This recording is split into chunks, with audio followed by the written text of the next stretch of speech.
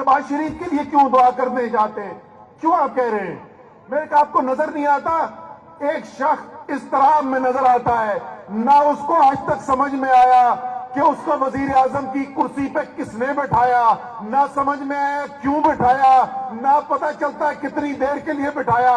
बेचारे की नींद उड़ी हुई है, कहता मैं सारी रात जाग कर काम करूंगा, महंगाई खत्म करूंगा। पाकिस्तान की तारीख में ये पहले तो कभी नहीं हुआ। आपने सुना होगा ना, जब हमने कहा कि जी मुरासला आया था अमेरिका से और उस मुरासले में कहा गया कि अगर इमरान खान तहरीक अदम एतमाद में हटा दिए जाएंगे तो फिर पाकिस्तान के लिए आसानियां होंगी, लेकिन अगर इमरान खान तहरीक अदम एतमाद के नतीजे में हटाए नहीं गए और वजीर आजम रहे तो पाकिस्तान के लिए मुश्किलात होंगी।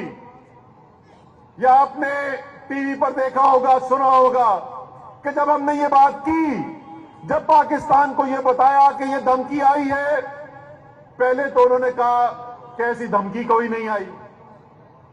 फिर उसके बाद जब वो रिकॉर्ड का हिस्सा बन गई, कौमी सलामती कमेटी की मीटिंग के एलामिये के अंदर सामने आ गया कि वाकई मुरासला तो आया था।